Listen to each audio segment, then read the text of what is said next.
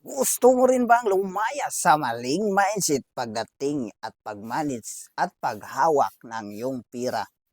Ang tanong, nabasa mo na ba ang ating May Ipon Diary at May Negosyo Diary at ang ating May Budget Diary at ang ating one of the best selling books, ang ating Diary of a Fulubi naka 1M copy sold.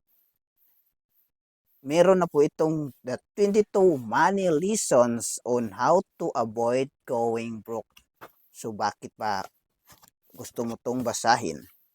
Ito lang po ang nasa loob niya, ang ating shopping now, pulubi later, magarbong kasal now, pulubi later, yabang now, pulubi later, upgrade now, pulubi later, ayaw magbaon now, pulubi later, party now, pulubi later, sobrang matulungin now, pulubi later, at ang ating asyong kasya now, pulubi later, travel now, pulubi later, kape now, pulubi later, punggang date now, pulubi later, utang now, pulubi later. Ito lang po ang ating 22 money lessons on how to avoid going broke.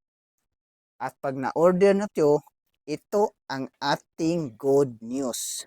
May kasama po itong ang ating Ipon Box 60K Ipon Challenge. So, if you are interested to know about this, order na sa ating Yellow Basket.